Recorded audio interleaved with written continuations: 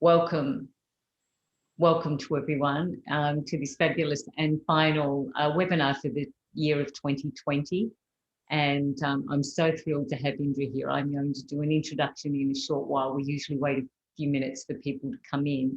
But if you wouldn't mind entering in the chat box where you're coming in from, where you're located, and perhaps even what brought you to the call today, to this conversation of leading with grace and resilience.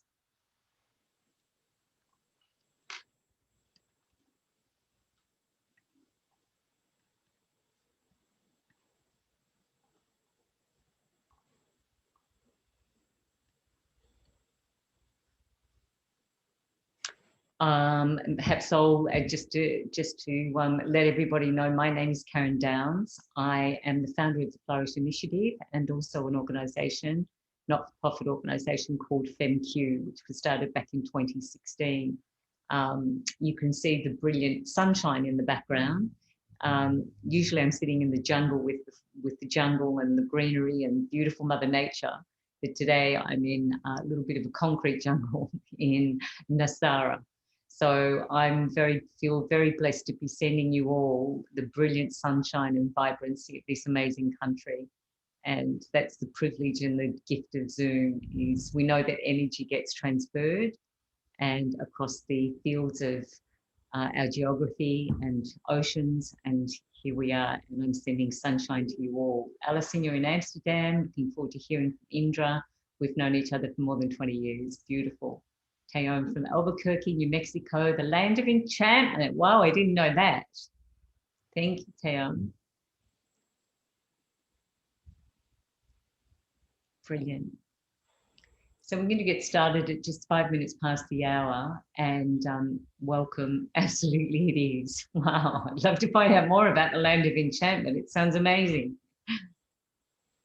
One of the things I've been talking about through this series, and it's quite on my mind at the moment, is how do we move from mastery to mystery? How do we tap into versus mastering something with our intellect and our knowledge and our wisdom and feeling that we're accomplished, into the wonder and awe and curiosity about the mystery that we have no idea about. So enchantment for me certainly resonates in that field of mystery and magic. And takes us into the field also for me of grace. We don't really understand where grace or the divine comes from or through how it comes through us, but we're going to have a conversation about that today, about how we perceive it. So it's 5 minutes past the hour, and I'm going to get started with just the logistics of the call, or the practicalities. We're going to spend about the first 5-10 minutes just introducing the context for this conversation and why now? Why is this so? Why for me is this so important? Why did I create these webinars? And particularly the topic that Indra will be talking about today is, how does grace and resilience, what difference does it make, and how is it relevant to politics?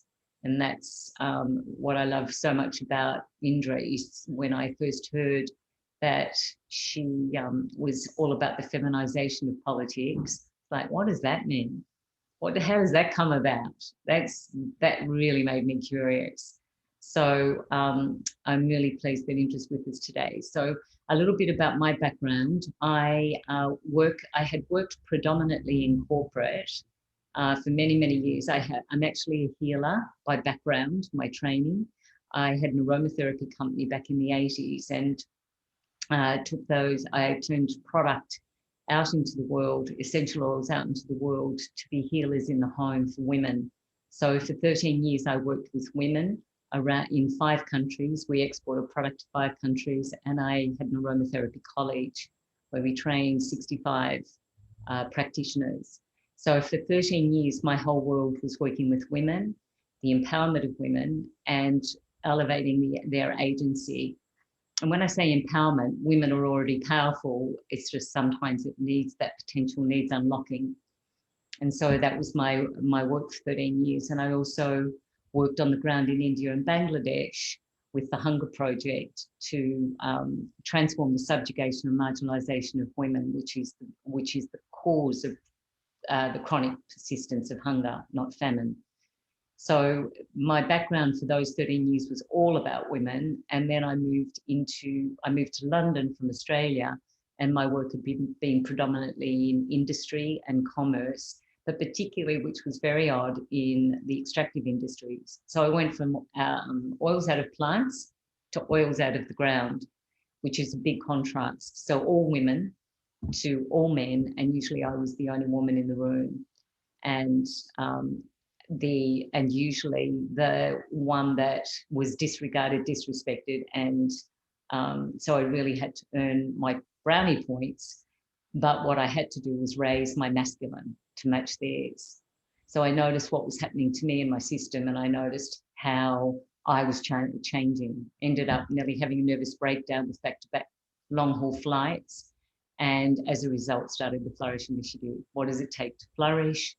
How do we flourish in our communities, in our workplaces, in our in any area? Because for me, that's what life is about, is flourishing. And that doesn't mean thriving all the time. That means moving through transitions, rhythms, and cycles. So it's very much, this conversation is about honouring what's inherent in our system, and also raising the awareness of what women bring to the table and who we are in the decision-making areas, whether it's corporate, organisational, politics, what we bring and the difference we make. So it is, whilst there were a couple of men that had signed up, it is a conversation about the feminisation and grace and resilience, which doesn't belong exclusively to women, but certainly we'll want to discuss how that plays out. So welcome everyone, and welcome Indra. Indra has become one of my dearest friends over the shared commitment and stand we make for the feminine to rise and to be part of every solution that's currently being thought out or considered for the shift we need for a flourishing future. And we each come at it from different perspectives and different agendas. Mine is about well-being and shifting consciousness. Yours, I think, Indra, if I can say, is about politics and shifting the system to an alternative, which is why you created the alternative. But using all of your skills and talents and capabilities and wisdom that you've cultivated over decades, from your Buddhist practices, your spiritual practices that still continue in your life today, which is that inner work is so important. And the work that you've done in very, very impressive institutions, bringing soft power. And of course, that means a shift in mindset and behaviours. Bringing soft power as a new context for how we operate. So just so welcome, and just adore you, Indra. So dear friend and colleague. It's great to be here. Thank you so much. I mean, I'm actually lost in your story right now. I'm just totally drawn in and just want to know more. I mean, I know a lot about you, but that's the power, isn't it, of it? The more I hear, the more I want to know. But anyway, back to Karen. And the story, I think that's valuable for everyone that's listening and everyone that's joined today, is to really acknowledge storytelling is part of the feminine. We used to gather around the well and tell the stories, continue the stories, share what was going on in our families so that others could contribute. So we were, in many ways, that well was a symbology of gathering to commune and to share and to hold each other. And certainly it's important now more than ever before. So let's start. Indra, my first question is, when you hear the words grace and resilience, what strikes you as important or relevant, or perhaps even where you source those aspects in yourself and in your work? Yeah, that's a good opening question. Because initially the idea of grace didn't appeal to me, I don't think. Particularly growing up, you know, I felt myself that I was somebody that needed to develop strength and power and the ability to intervene and the ability to be noticed. And the relationship with any other kind of power, I suppose, to give me grace, to give space to my word, was not something that I was looking for most of the time that I was growing up. So I suppose I could go back to my own story of where the journey started. So I'm, first of all, I see myself as a global citizen. I was born in Holland. My father is Indonesian, but we moved to Britain when I was only 3. I think very early on in my life, I was used to feeling like an outsider, but I also experienced feelings of profound loss from a very early age, mostly because of leaving my mother country, I suppose. So all through my childhood and then into my teenage life, I was having to develop resilience from being on my own in a place that I didn't feel at home in.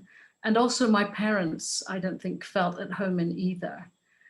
So to be able to develop some sort of inner strength and ability to feel, construct your own identity was obviously something that was very important for me from an early age.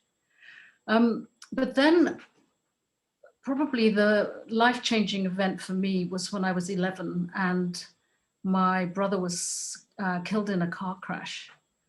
And it was an overnight experience, from, in a sense, being in a very happy family that had found each other very strongly in a country not of our own origin, suddenly being shattered by this news.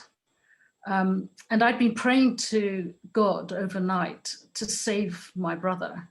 And I was at a convent school. I was a practicing Catholic, and I was really praying to God to step in, if you like, with His power. I saw as a him to save my brother, and that didn't happen. So my brother died, and by the morning, my whole life was unrecognizable. Actually, my mother and father both sort of disappeared. My mother into an abyss I don't think she ever really recovered from. And my father became hugely responsible for our happiness in ways that he couldn't fulfill.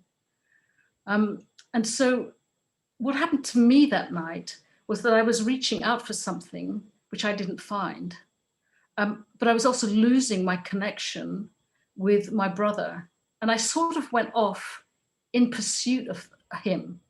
It's almost as if my whole life went searching for my brother in this, in this ether that I couldn't, I didn't have any map for. And the experience was to really open up my life into a relationship with the unknown, in which eventually I did find my brother. So it may be strange to hear, but I moved so far from my physical reality until I found my brother's spirit, that I could reconnect with him. But then after that, it was quite difficult to come back down to earth for in all the normal ways that I had got used to. So in a way, this opened up a huge space of the unknown. That even so, I had sort of made a journey within it, and in the course of the next 5 or 6 years, my mother had 8 brothers and sisters, 7 of whom died of cancer in that time. And so I got used to really traveling that terrain of into the unknown and making relationship with the people that I loved and lost. That sort of became my territory. I started to feel comfortable in that space. So I'm not sure that the grace that maybe other people would describe is the grace that I think that I was experiencing and exploring. It was more to do with the letting go of the physical and moving slowly and surely into the spiritual through connection with the people that I loved. And that gave me a kind of a source for for my resilience into the future. I don't know if that makes sense to you, Karen. Totally. What I can hear also from the other conversations we've had over this series, Indra, is that it seems that there is an opening for grace. That space that you move from the physical to the spiritual comes in so many different forms. And so the old paradigm is that we're looking for an answer and a linear approach to cause and effect. If I do X, I'll get to Y. And it's a very old patriarchal or masculine linear way of thinking. And it may not necessarily, oh, well, it's just in our system. So what I hear is grace opens up when we're tapped into that. It opens up a different inquiry. It opens up to something that's more than me. And that's what I can hear. You were searching for something more than you, whether it was your brother or a new path or to find your way. Yes, exactly that. So you're defying the physical reality and then sensing your way into something beyond that. And until, and this obviously is not to challenge anybody here who has a faith in God or a particular deity, but at that moment, the challenge was so acute that I'd felt that I was let down by one kind of form of power, that I needed to go in search of a new form of power. And that the only resource I had was really myself and my feeling of connectedness to something beyond myself. Calling me from a great distance was my brother, and then later an aunt of mine who'd been like a mother to me when I was very young. And just that sense of there is something there to move towards has stayed with me throughout the rest of my life. So whether I'm working in a political field or whether I'm working in community building or whether I'm working in family life or social life, it's almost as if I set up very early on a sort of an internally generated network that moves well beyond the physical to make connection with people and things.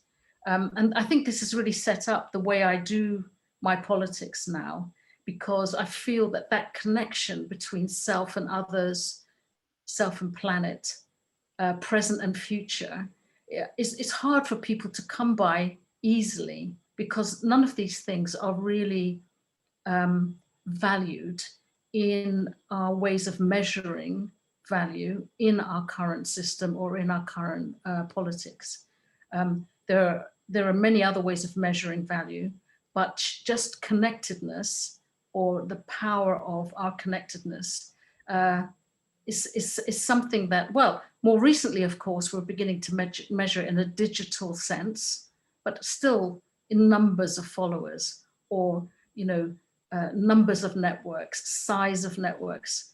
But the power of agency, the sense of what is possible, is hard to measure. Absolutely, because it's eternal and it shifts and changes according to, also it can shift and change according to our circumstances. So in trauma or in grief, we're reduced because we're managing something that's taken us over. But in living true to our fullest potential, which is, for me, requires grace and resilience. So to put that in context, the program that I've been leading for 4 years in the physical space got cancelled this year. I was supposed to lead one in Morocco and the UK, and they got cancelled because of COVID. So I decided to do have these conversations. One of the things that I've always said is that it's a dynamic flow between the two. And I don't actually think you can have one without the other.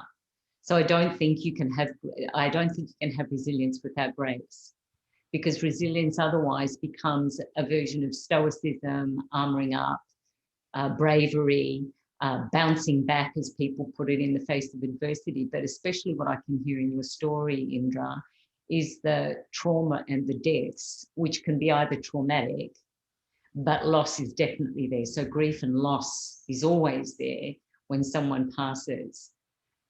But what seems to have happened in you, it's cracked you open. And it's cracked you open in your heart, and part of one of the characteristics of being truly resilient is being able to embrace and open up. And it's often the wounded healers.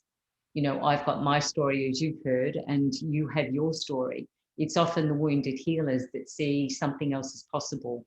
And it is this resilience we move through because we're discovering something else of ourselves. It's not stoicism and armoring up, as we were told through and got this model from the Second World War.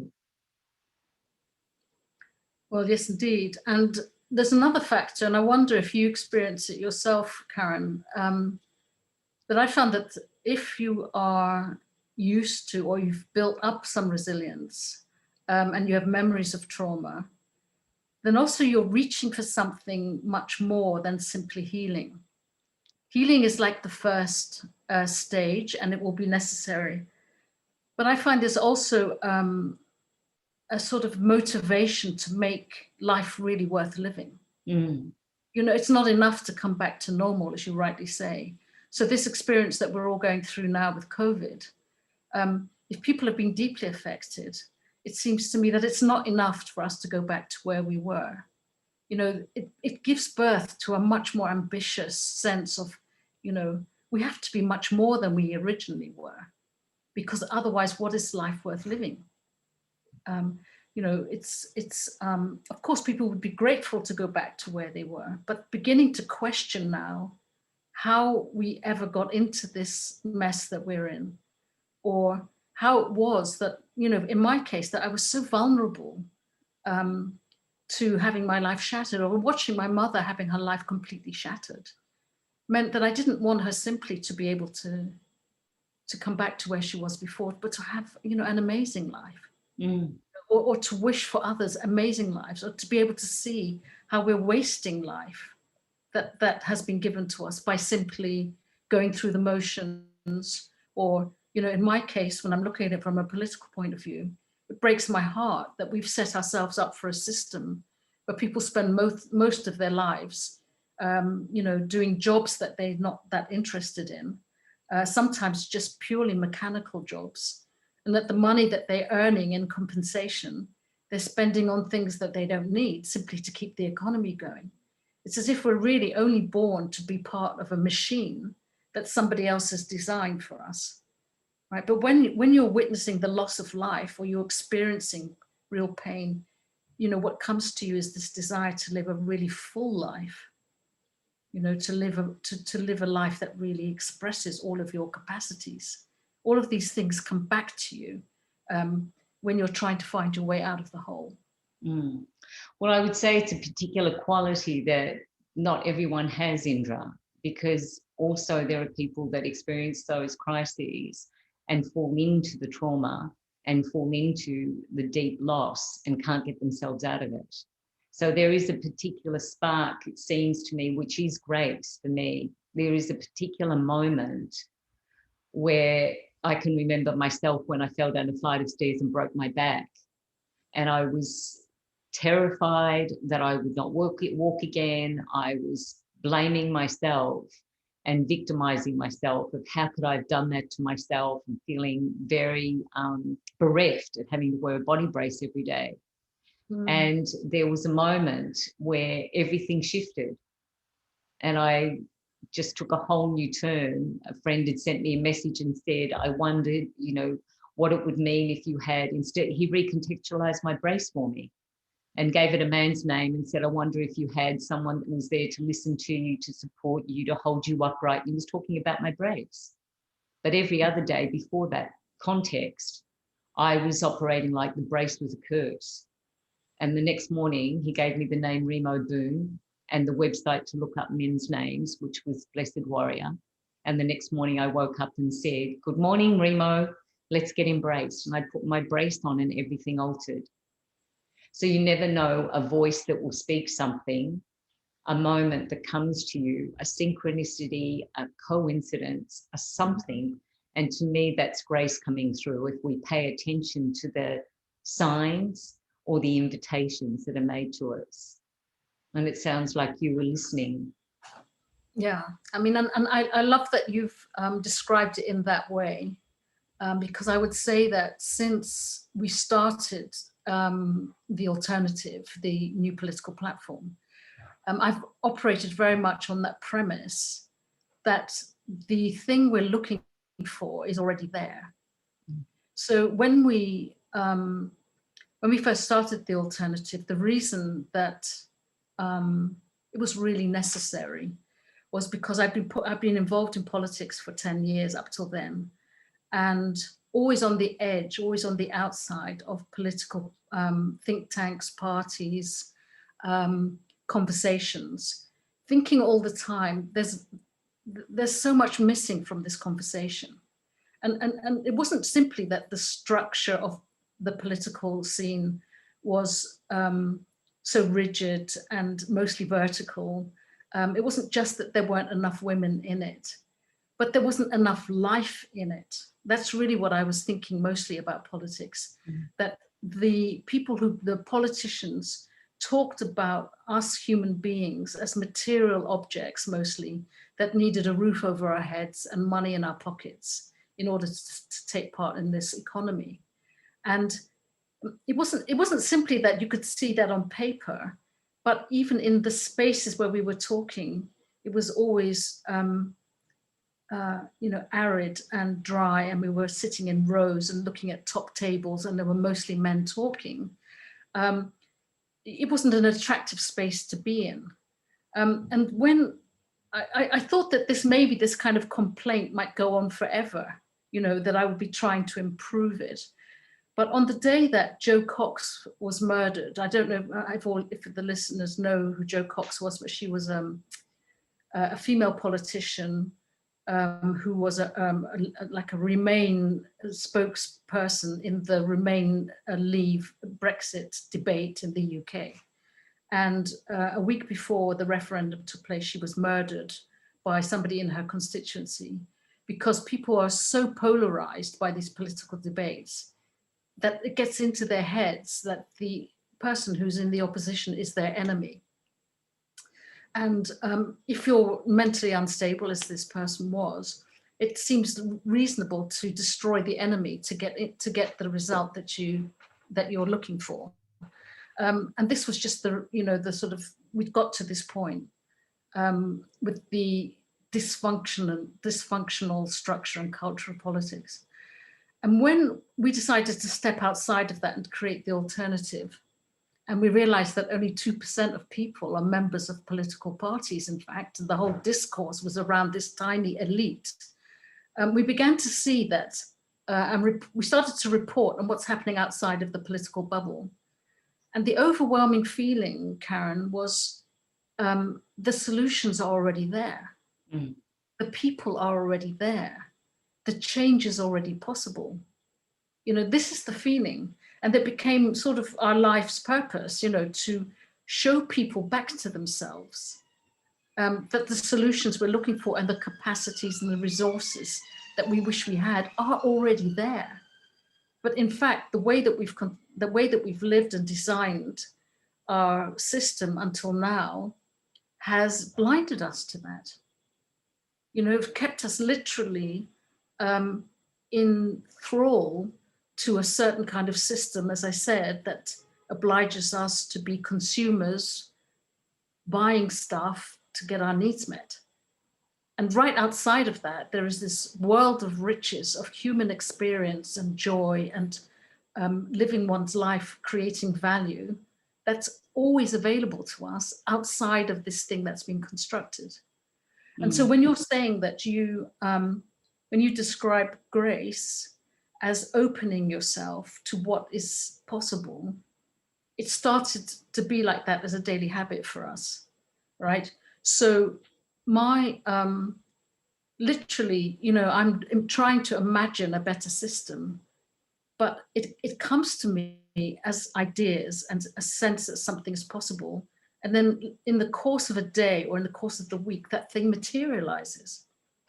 So if I'm imagining, for example, that people need to form themselves into smaller groups, like working on the ground, create containers for their agency, you know, I don't need to make these things happen. I discover that they are happening. You know, when I think about certain kinds of networks that need to arise, or certain formations that I imagine would really help, you know, in the course of the day or in the course of the week, I find that that thing is happening. So everything is almost like a process of unveiling and discovering. It's not the same kind of agency as in the past, where I've got a good idea, I'm the guy who's going to make it happen, I'm going to have the copyright, I'm going to build a business out of this, and I'm going to make everybody else follow me. It's not that kind of agency at all now. It's to do with feeling, sensing, revealing what is already there. Exactly.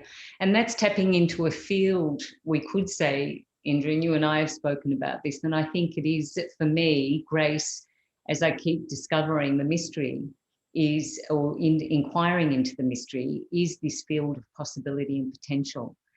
And I've often said, I was talking to a woman that I was working with as a client who was recovering from COVID.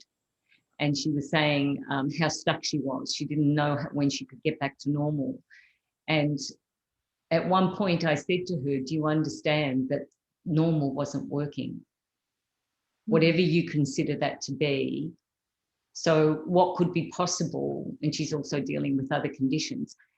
What could be possible? And I gave her an exercise that every day that her husband walked in, that she'd been married to for 40 years, could she sit and be curious and say to herself, I wonder who this is? And for me, that pausing into, wow, I'm really curious about that. I'm curious about you. Like you said to me at the start, Indra, you know, your story, Karen, I want to find out more. And and we keep discovering different facets of our relationship and who we are. And I think that's the joy for me of our relationship, is the mystery. I don't have you as Indra is this, you know, I have to introduce you and say, this is your background, and build credibility. You know, we're tired of having to build our credibility, versus understanding that the feminine also taps into grace, has the most extraordinary resilience. Look at what we go through in childbirth. But I also want to presence that, not that one has to be a mother or have had a child to understand that, because resilience comes in many forms. But I think one of the things that you and I have shared also, Indra, is that we are birthing something out of the COVID, and we have choices in crises, which is we either go with the crisis if it's a health condition and we die, we don't treat the cancer, or we don't do whatever it is to heal our body. But many people that experience crises will make the shift and change their entire lives. And women, for example, around the world change everything when they find out they're pregnant, or most women do.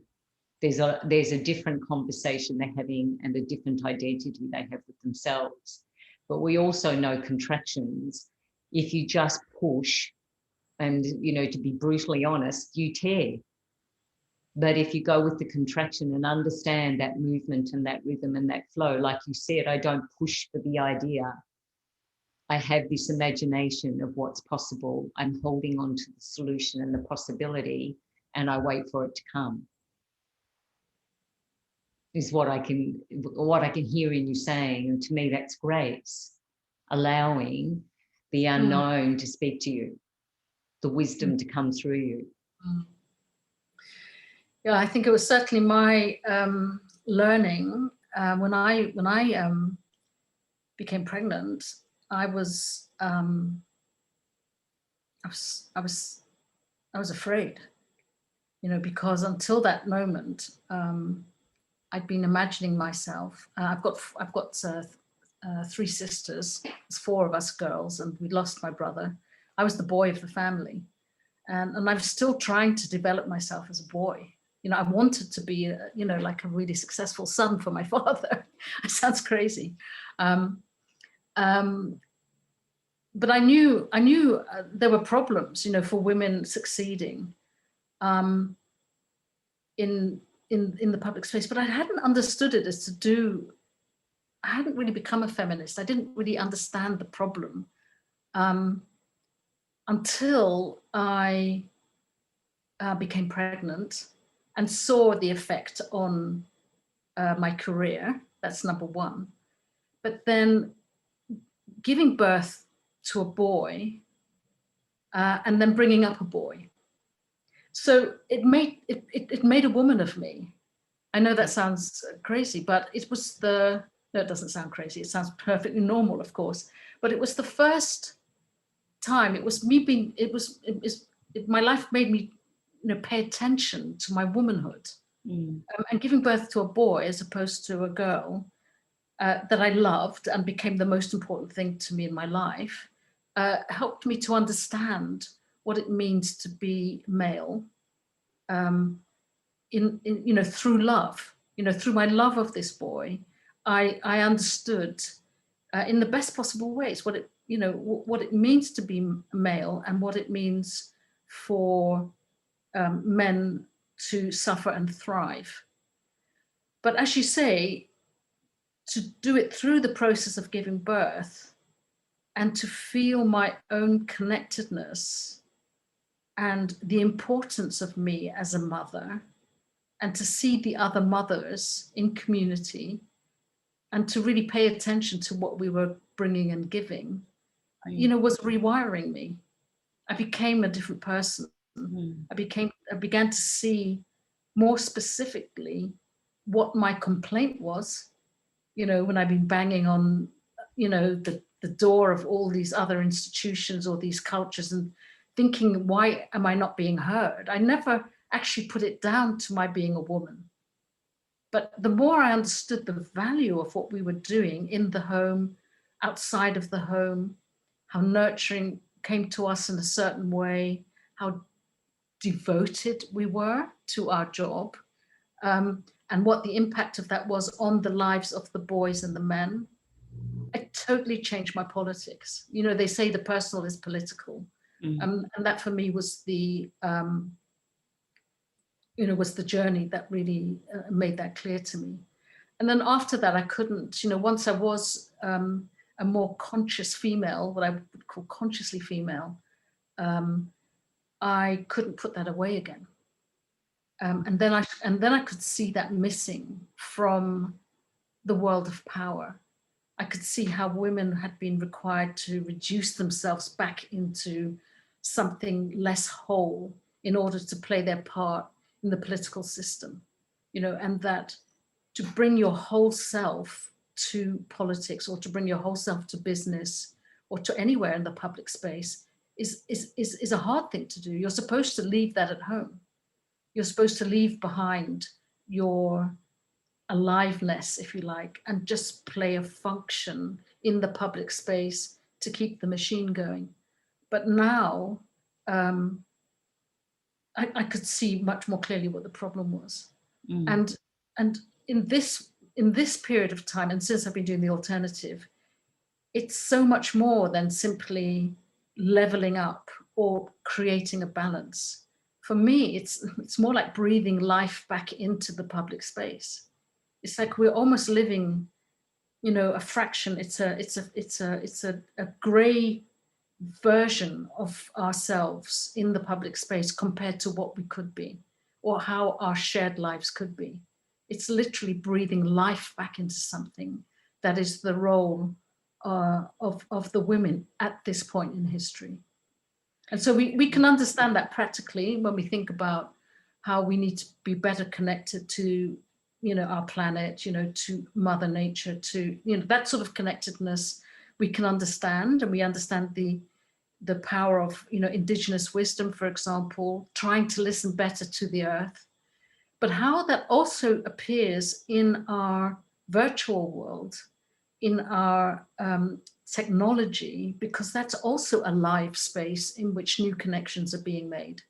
Over this period during COVID, I've been shocked actually to see how really alive the virtual space has become.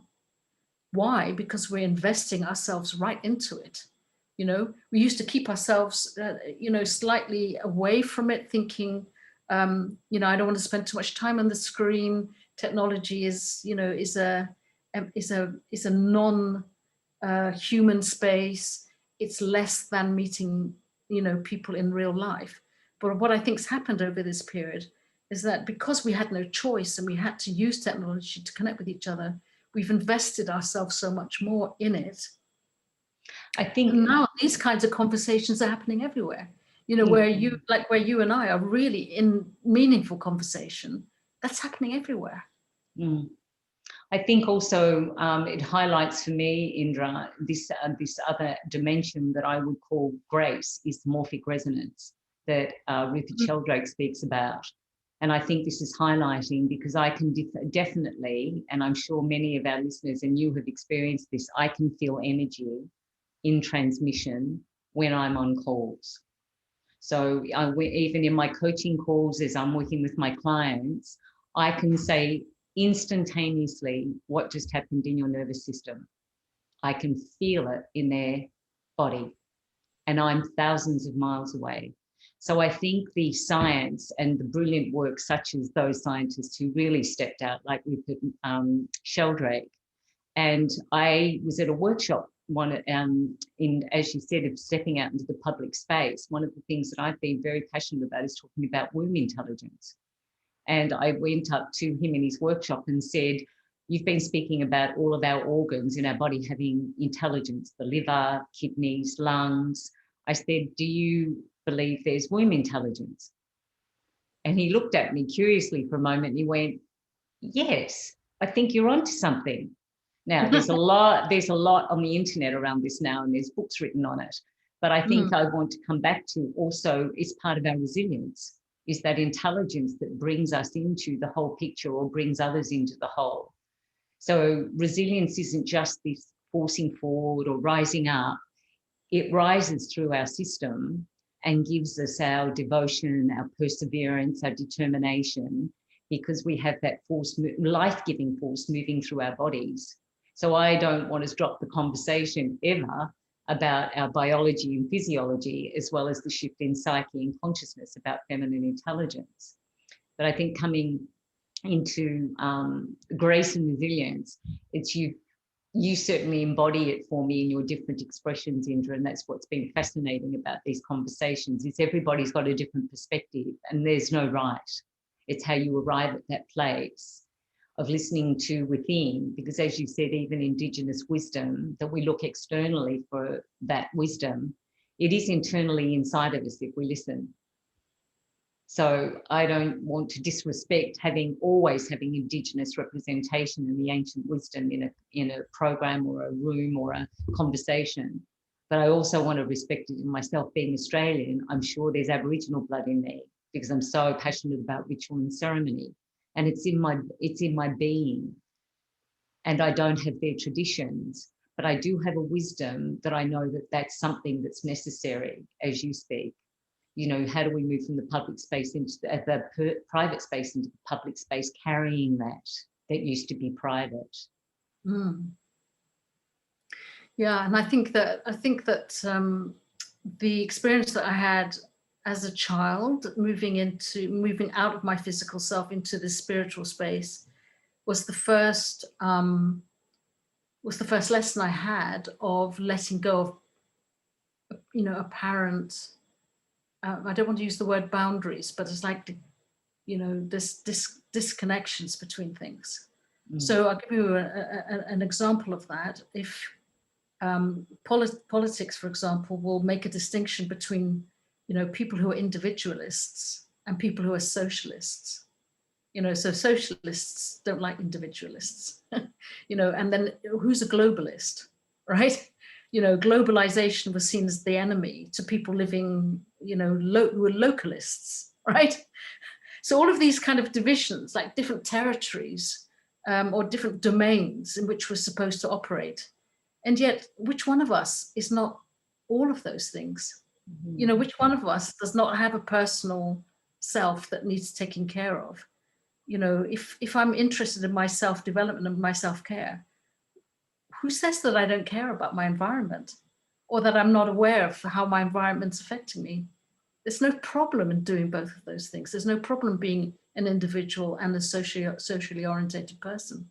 In fact, it's critical. It's critical.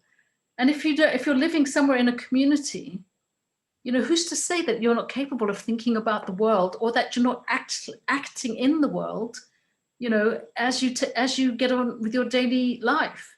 I mean, obviously the internet has made it more easy for us to understand that we can be acting globally, but we never were not acting globally when we were thinking globally. So we're making decisions and feeling connected to these things all the time. So it's knowing that. I think it's because, you know, traditionally or historically, women have had the space and time to consider this, you know, of being in this really fully connected reality, more than the men who are sent to be functional and physical in the public space historically. So I would say that I'm grateful for that. I know that women have felt trapped being at home physically. There still are many of them. And if it's a trap, then one wants to get beyond that physical restraint.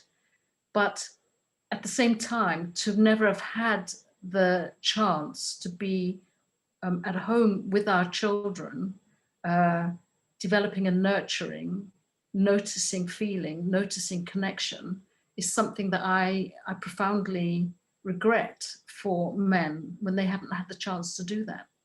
And, you know, just as much as we want to move into the public space, their right to move more back into the private space is incredibly important. So we're all growing in certain ways, but I think we can bring with us this seamless, you know, crossing of the domains, you know, and not be obliged to accept these artificial restraints between the self, the community, the planet. Then they're not really there. We can act on them. And it's part of what we've been, how we've been, our intelligence has been co-opted by the patriarchal system to be linear and sectorial and build these personality, identity and place. So I love that. But I want to pause because I'm aware of the time. I could speak all night with you, Indra, but I want to ask our participants if there's any questions. If you could put them into the chat box as we continue talking. I'd just love to have any questions, thoughts or feedback for us as we continue the conversation. And one of the things I'd like to raise as we're waiting for the questions to come in, Indra, is you and I met at FemQ, was the first time we met when you came to the FemQ event in London. And of course you've known Scylla for many years, but it was the first time and that we'd met. And then we were at a conference last year where we had a conversation about the masculine and men still being the predominance in the space. And you and I have continued the conversation, and now I'm in Costa Rica, which is an amazing country for me, which is very feminine. So I've had to let go of a lot of my comforts and my habits and what's familiar to me. It's really shaken me up being here because the roads are all bumpy and dirty, and I've had to cross rivers in a car that I had to negotiate. I've just broken out in bacterial bites all over my back, and I'm taking medication for that. And so what I'm noticing is that it's sort of like a breaking down of my system in another way.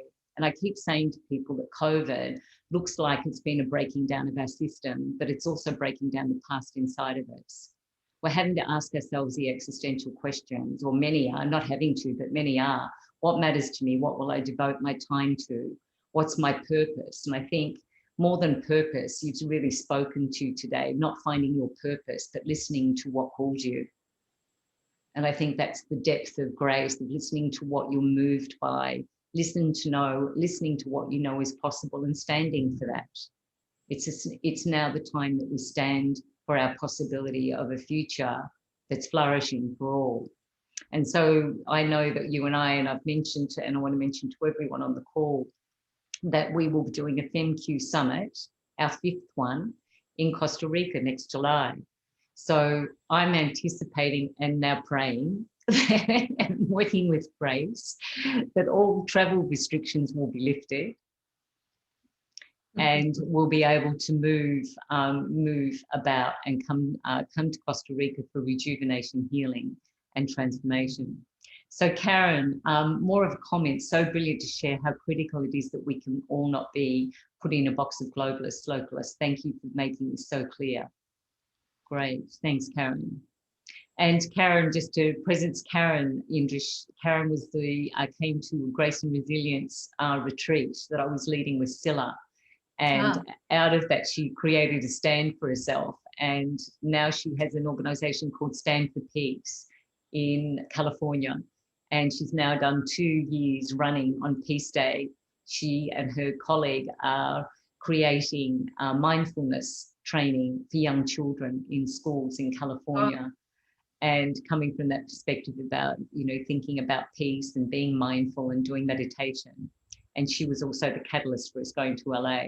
So Karen is someone, and I know there are others on this call who are powerful partners in moving this notion of leading with grace and resilience, the feminine. So one more. Hi, please. Karen. So please, if there are any more questions. Indra, you and I have talked about, the other thing that you and I have talked about is whilst grace and resilience isn't a notion of feminine or about women, it does tend to show up in women's leadership. And you and I have talked about how we've seen this in different examples. Jacinda Ardern is certainly one of the most popular. It's being cited as a leader in a developed country that's really taking compassion, deep listening to her community. Now, she's not perfect because I, hear other stories from New Zealanders, but no one is. But what she is exemplifying to me is grace and resilience. And I wonder if you could cite some other examples just to really emphasize how this is on the move, how this is this notion of potential and expressing our full agency in this new way. I mean, it's interesting because there's a term in politics, a modern term actually, called the feminization of politics, as you know. And one of the sort of mothers of that term was a woman called Ada Colau, who's the mayor of Barcelona. And her story, I wonder if she would accept the terms grace and resilience. Well, she would certainly accept resilience. And she would also accept grace. But her emphasis is as I think Jacinda Ardern's is as well, is that to be able to be human in the space and to bring all your human faculties towards a problem is really what makes all the difference. So I noticed, for example, today that, I think it was just today that New Zealand went absolutely COVID-free. She said that it was free of COVID, that New Zealand was free of COVID. That's certainly the first country in the world to make that claim. But if you watch her methods, there was nothing that you would call spectacular about her methods, just very human, just very connected, just very nurturing, just very caring. It wasn't about getting first to the vaccine or having the right, phone app for testing. It wasn't about any of these, achievements that, depend a lot on money. It was all to do with how to be able to get back to yourself as a human being and take care. And the same with this woman, Ada Colau, in Barcelona, who started her political life just as a woman, in a sort of a very deprived part of Barcelona, fighting for the right of people who have to pay mortgages that they can't afford. I mean, just, survival level kind of politics. And she fought so hard to protect the lives of these people that other people around Barcelona were, putting her on a pedestal and following her and supporting her. She just became a sort of mother courage figure, if you like, in Barcelona, and became part of a movement called 15M. 15,000 people were sharing not any, high ideological theories of change, just the right to be cared for and means of caring for each other and the power of coming together and where her agency lies. Anyway, long story short, she became the mayor of Barcelona. I mean, it's not a small, suddenly from being nothing but a feisty, mother championing others, she became the mayor of Barcelona, which itself became the focus of global politics for a while when with the independence battle that was going on in that part of Spain. So she's become an incredible figure of power and resilience and grace, and yet in her own words, it's nothing other than to be human, to become human in the public space and bring our human qualities. She claims you need to be more ordinary, while you're occupying places of power. But that was really her model. And the feminization of politics is not a move to glamour. It's a move back to glorifying the human being and the human condition and human needs, and taking ourselves seriously and loving life for that reason. So, absolutely. Yeah. And it's so important what you're saying, Indra, because it's also the split that has occurred in organizations, in politics, in corporates, even in NGOs, where we bring rationale, logic, clarity, focus, decision-making, all of those functions of the human brain. And we leave our hearts and our humanity at home, where our children and our family are. And I've asked, at thousands of workshops I've run, when I've asked people to highlight what's most important to them, inevitably 90% of the room will say family. Not their job, not their boss, not their colleagues. They will say family. And where do they spend the least amount of time? But where do they feel at home to express their humanity, be loved, have their sense of belonging, all of these things that I think it's so important what you're bringing from the private space, as you said, that we bring ourselves fully into the public space. So I'm aware of the time and just wanted to say if there are any more questions, or Indra, how would you like to finish up, my dear? What are your last words to our guests? Yeah, I mean, the funny thing is that we've been having this conversation, Karen, and I've been really drawn into your questions and your being, in the conversation between us. But I realized that if you were hearing this for the first time, it could be that you would think for a moment that this kind of politics that I'm describing is a pulling back and a sort of, sort of like going natural or something like that. Whereas in fact, it's the most radical politics that I myself have come across, right? And I would really encourage you to go and visit our website and see that by taking away the restrictions and the bureaucracies that have been designed by the old politics and really moving into this public space, then when we can move very fast from a human-centered global politics that we can all take part of and have real agency in. It's actually radical as a vision and possible because of our connectedness and because of our awareness. So don't be fooled if you think that what Karen and I are talking about isn't ambitious. It's massively ambitious because we can sense what is possible. And so I invite you to go and visit and to keep in touch with everything that Karen's doing, and join us obviously at FemQ, but also have a look at the alternative and see what it is that we're offering.